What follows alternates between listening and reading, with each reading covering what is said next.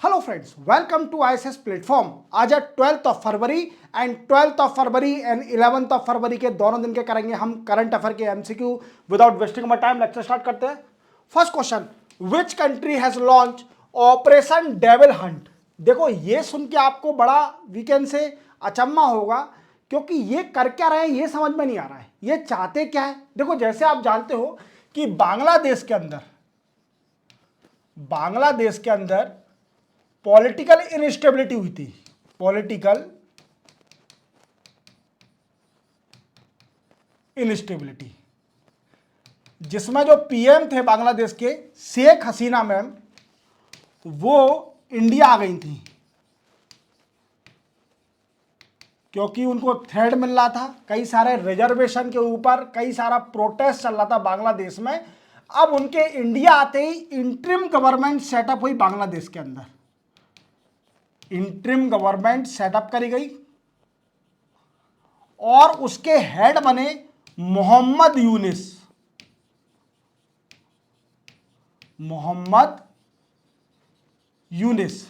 अब मोहम्मद यूनिस के बनने के बाद क्या हुआ कि कई सारे ऐसे डिसीजन लिए जो एंटी हिंदू थे।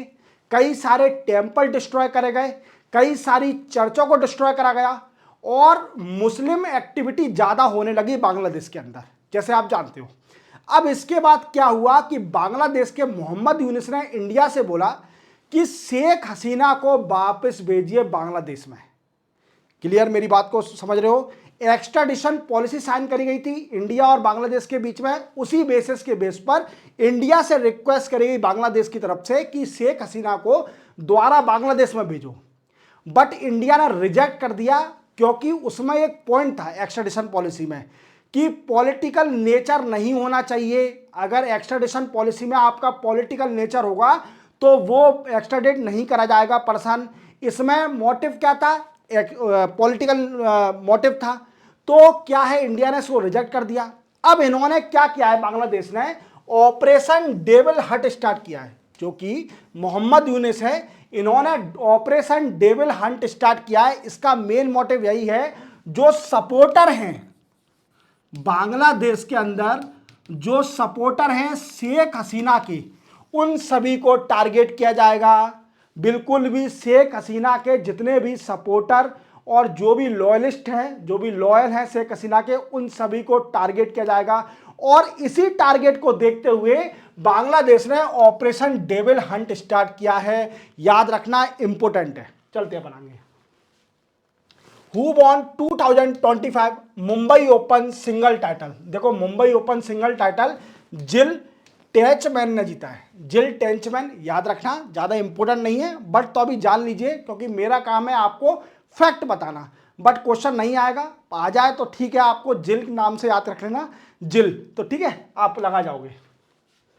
Next, USA president has declare which day as a gulf of America day. देखो कुछ टाइम पहले मैंने आपको कुछ न्यूज बताई थी, डिटेल करंट अफेयर न्यूज़पेपर में भी, एनालिसिस में, देन आफ्टर एमसीक्यू में भी।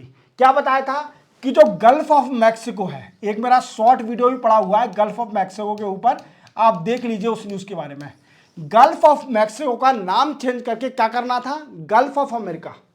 यूएसए ने क्या हुआ, एक ऑर्डर साइन किया, जो 47th यूएसए के प्रेसिडेंट है डोनाल्ड ट्रंप साहब ने, इसमें बोला कि गल्फ ऑफ मैक्सिको का नाम गल्फ ऑफ अमेरिका किया जाएगा।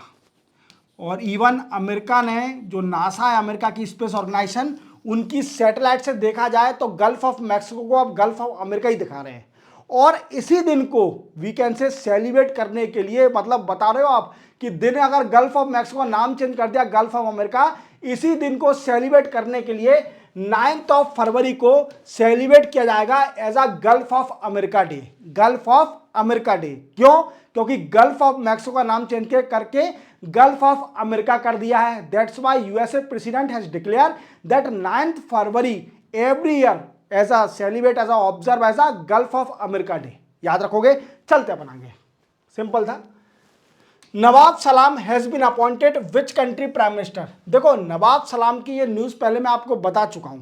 एक कंट्री के बारे में अगर डिटेल में आपको जानना है इस कंट्री के बारे में, तो मेरा एक इंडिविजुअल लेक्चर पड़ा हुआ है जब ईरान ने फायर करी थी बैलिस्टिक मिसाइल ऑन इसराइल के ऊपर। तो वो मेरा आप जाइए यूट्यूब चैनल खोलिए, वहाँ पर आपको एक प्लेलिस्ट का ऑप्शन मिलेगा। प्लेलिस्ट के ऑप्शन में एक एडिटोरियल का फोल्डर है, उसमें ये वीडियो पड़ा हुआ है, आप देख सकते हैं पूरा, मैंने डिटेल में समझाया है। अब ये इशू क्या था, लेबनान कंट्री का इशू था, क्योंकि साउथ लेबनान पर कई सारा अटैक हो रहा था बाई इसराइल गवर्नमेंट की तरफ से। तो क्या है कि लेबनान कंट्री के जो पीएम थे उन्होंने रिजाइन कर दिया था, मैंने ये पहले ही बताया था, क्वेश्चन करा था। तो इंटरिम गवर्नमेंट के पीएम बने थे कौन, नवाब सलाम। अब ये परमानेंट वोकेशन, परमानेंट तो नहीं कह सकते, बट ये इनको कर दिया है, अब इंटरिम नहीं रहेंगे, अब जो परमानेंट हो गए हैं नवाब सलीम लेबनान कंट्री के। लेबनान कंट्री कहाँ पर है, तो इसराइल के नॉर्थ साइड में देखो आपको लेबनान कंट्री मिलेगी। और अगर डिटेल में जानना है लेबनान के बारे में, और आपको इसराइल और लेबनान का इशू के बारे में जानना है, ईरान और इसराइल के इशू में जानना है, तो आपको मेरे एडिटोरियल सेक्शन में जाना पड़ेगा। उसका एक वीडियो है, हाफ एन आवर का है, आपको डिटेल में समझ में आ जाएगा। क्लियर, चलते हैं बनाएंगे। तो नवाब सलाम कहाँ के पीएम बने, लेबनान के। What is the India rank in LED green building certificate. देखो जानते हो आप ग्रीन बिल्डिंग सर्टिफिकेट कब मिलता है, जब बिल्डिंग को सस्टेनेबल तरीके से बनाया जाएगा। क्या होता है, सस्टेनेबल तरीके से बनाया जाएगा, क्योंकि एनवायरमेंट इफेक्ट ना हो उस बिल्डिंग का, उस बिल्डिंग को ग्रीन बिल्डिंग वीकेंड कह सकते हैं। तो इंडिया की वर्ल्ड में 3rd रैंक आई है, इसमें कितनी रैंक आई है, 3rd। तो याद रखना, सिंपल है। Which union minister has inaugurated India first automated biomedical waste treatment plant at AIIMS new Delhi. देखो ये इंपॉर्टेंट है, वेरी वेरी इंपॉर्टेंट। क्लियर, क्योंकि ये इंडिया का फर्स्ट हो चाहे किसी स्टेट का फर्स्ट हो, वो सारे इंपॉर्टेंट हैं, आपसे पूछे जाएंगे। फर्स्ट वाली चीज, सेकंड वाली चीज, या स्टेट की कोई फर्स्ट चीज है, वो हमेशा पूछी जाएगी आपसे। तो फर्स्ट याद रखना। तो क्या है, बायोमेडिकल वेस्ट ट्रीटमेंट प्लान अभी सेटअप करा गया है एम्स के अंदर। अब वो किस मिनिस्टर ने, यूनियन मिनिस्टर ने इनॉग्रेशन किया है, तो वो है डॉक्टर जितेंद्र सिंह। कौन है, डॉक्टर जितेंद्र सिंह, याद रखना। और बायोमेडिकल वेस्ट ट्रीटमेंट क्या होता है, जैसे आप जानते हो कि कई सारे हमारे इंडिया में हॉस्पिटल ऐसे हैं, आप देखना उनकी बड़ी गंदी अर्थव्यवस्था है, वीकेंड से वेस्ट ट्रीटमेंट की कोई फैसिलिटी नहीं है। क्यों नहीं है, क्योंकि बायोमेडिकल कई सारे वेस्ट देखना हॉस्पिटल के बाहर पड़े रहते हैं, जैसे सिरिंज हो गई, कई सारे जो बायोमेडिकल वेस्ट होते हैं वो कई सारे साइड में पड़े रहते हैं, और ये हेल्थ पर, ह्यूमन की हेल्थ पर इफेक्ट करते हैं, हार्मफुल इफेक्ट करते हैं, क्योंकि इसमें कई सारे केमिकल होते हैं, तो ये ह्यूमन की हेल्थ पर इफेक्ट कर सकते हैं। अब इसको वीकेंड से सॉल्यूशन करने के लिए इंडिया ने पहला अपना वीकेंड से बायोमेडिकल वेस्ट ट्रीटमेंट सेटअप करा गया है एम्स के अंदर, याद रखोगे, जिसको डॉक्टर जितेंद्र सिंह ने इनॉग्रेट किया है। याद रखना, very very important question. What is the India rank in Henley passport index 2025। ये भी इंपॉर्टेंट है। हेनले पासपोर्ट इंडेक्स कौन पब्लिश करता है, पहले तो ये याद रखिए। देखो, इंटरनेशनल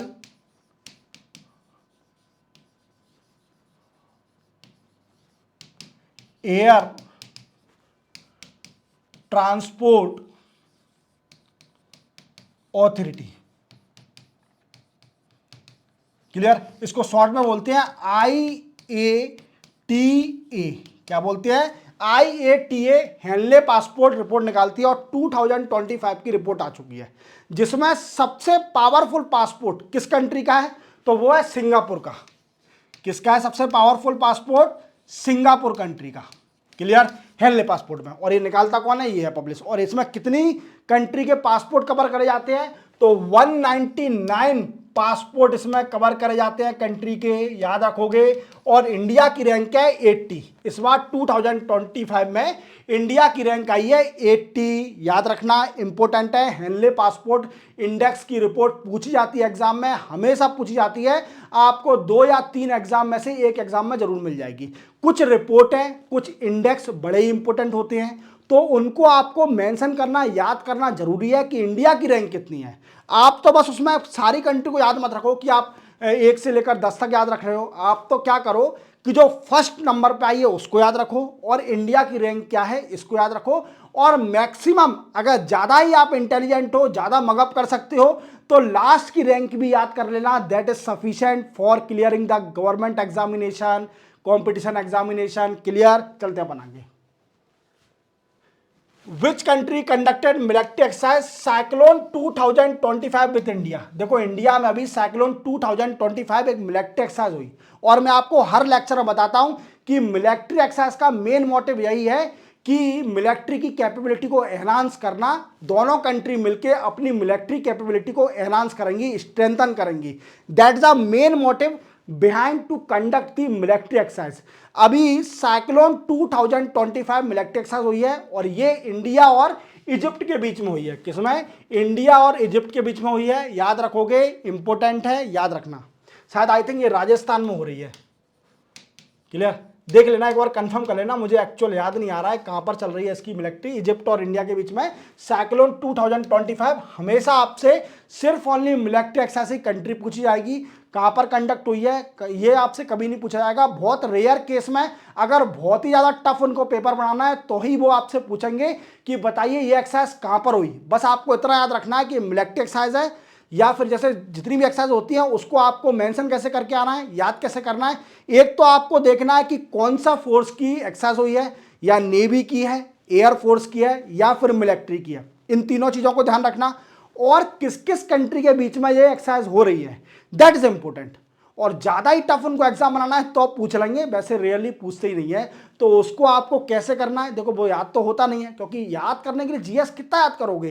तो आपको याद रखना है कि दो कंट्री के बीच में हो रही है एक्सरसाइज, तो डेफिनेटली दोनों में से एक होंगी। क्लियर? सिटीज अगर दूसरी कंट्री की आ जाती है तो उसको हटा देना, एलिमिनेट कर देना, और जो इस दो कंट्री की सिटी होंगी उसमें तुक्का मार जाना। 50% तो सही चांसेस हो ही जाएंगे आपके सही होने के। चलते हैं अपन आगे। India and France will open India second consulate in which city of France. जैसे कि आप जानते हो कि फ्रांस के अंदर अभी आर्टिफिशियल इंटेलिजेंस समिट चल रही है। क्या चल रहा है? एआई समिट चल रही है, और ये फ्रांस में हो रही है। और हमारे मोदी साहब देश के प्रधानमंत्री भी गए हुए हैं। और क्या किया है कि फ्रांस में एक और काउंसिलेट खोल दिया इंडिया ने अपना, और वो खोला है कहां पर? मार्सेली में। मार्सेली क्या है? ये फ्रांस की सेकंड बिगेस्ट सिटी है। क्लियर?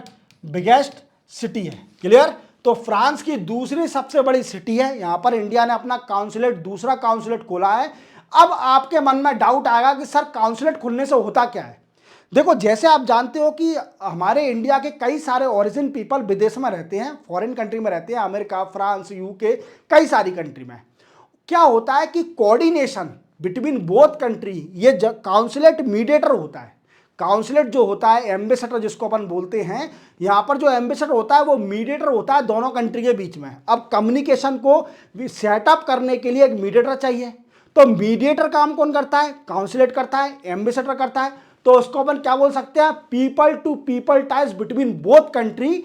ये कौन करेगा? एम्बेसडर या फिर काउंसिलेट। और काउंसिलेट के अंदर ये एम्बेसडर होता है, तो दैट इज क्लियर।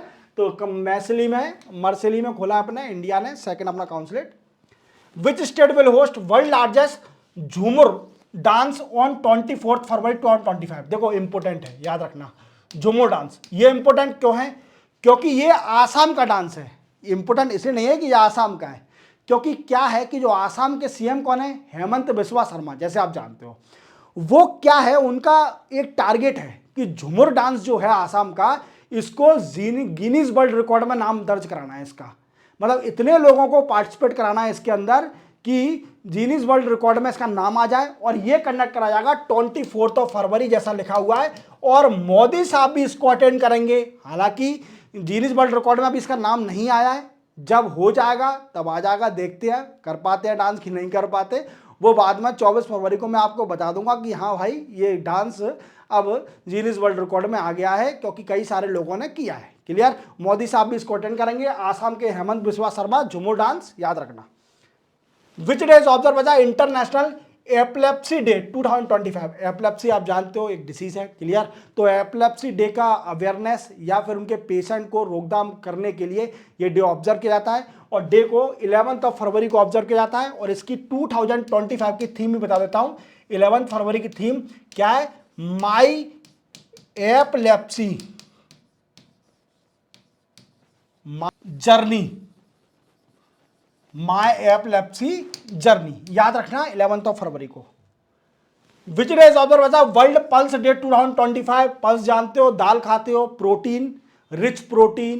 प्रोटीन अगर आप वेजिटेरियन हो तो आपसे डॉक्टर बोलेगा अगर आप में प्रोटीन की कमी होगी तो पल्स खाइए। क्या खाइए? पल्स खाइए। और नॉन वेज हो गए तो मीट खाओ, अंडा खाओ, क्लियर। जैसे मैं वेजिटेरियन हूँ तो मैं पल्स खाता हूँ, दाल को जितना लोगे तो उतना अच्छा होगा। तो इसके लिए भी दिन को ऑब्जर्व किया था वर्ल्ड पल्स डे, वो क्या था 10 फरवरी को, 10 फरवरी को। अब सर थीम ही बता दो, हर बार थीम बताते हो। तो थीम है इसकी pulse bringing diversity to agri food system, ये इसकी थीम है, याद रखना, clear. Pulse bringing diversity to agri food system, याद रखना, ये इंपोर्टेंट है, 10 फरवरी। चलते अपन आगे। Who has been appointed as a director in Ministry of Steel under the Central Staffing Scheme? तो देखो अभी डायरेक्टर बनाया है मिनिस्ट्री ऑफ स्टील में, और ये बने हैं मैनमुम अलाम। मैनमुम अलाम सिंपल है, सिंपल, इसके बारे में ज़्यादा मत जानिए, ये इंपॉर्टेंट भी नहीं है, ठीक है। नाम जाना जरूरी है, मेरा क्वेश्चन मेंशन करना जरूरी है, क्योंकि अब मैं स्टार्ट करने वाला हूं आपके लिए फिर से जो मंथ के लास्ट में पूरे मंथ के इंपॉर्टेंट क्वेश्चन को मेंशन करने वाला हूं, आपके लिए वीडियो बनाने वाला हूं, बेफिक्र रहो, क्लियर। तो इसी के साथ 12th एंड 11th फरवरी के करंट अफेयर के एमसीक्यू कंप्लीट होते हैं। चैनल को सब्सक्राइब और बेल आइकन प्रेस करना ना भूलना। इकोनॉमिक्स के लेक्चर देख लो, मैं आपसे बार बार बोल रहा हूं, इतने अच्छे इकोनॉमिक्स के लेक्चर बनाए हैं कि आपका इकोनॉमिक्स का एक भी क्वेश्चन मिस नहीं होगा किसी भी government examination, that's my guarantee. उसके 12 लेक्चर मैं अपलोड कर चुका हूं, और वो कहाँ मिलेंगे, आप मेरा यूट्यूब चैनल खोलोगे, यूट्यूब चैनल पर आपको एक प्लेलिस्ट का ऑप्शन मिलेगा, प्लेलिस्ट के ऑप्शन में एक इकोनॉमी का फोल्डर है जिसमें 12 लेक्चर मैं अपलोड कर चुका हूं। 17 फरवरी से मैं फिर से लेक्चर पूरे स्टार्ट कर दूंगा, और जल्दी ही पूरे इकोनॉमिक्स कंप्लीट कर दूंगा, बेफिक्र रहिए। तब तक के लिए जय हिंद, मिलते हैं हम कल।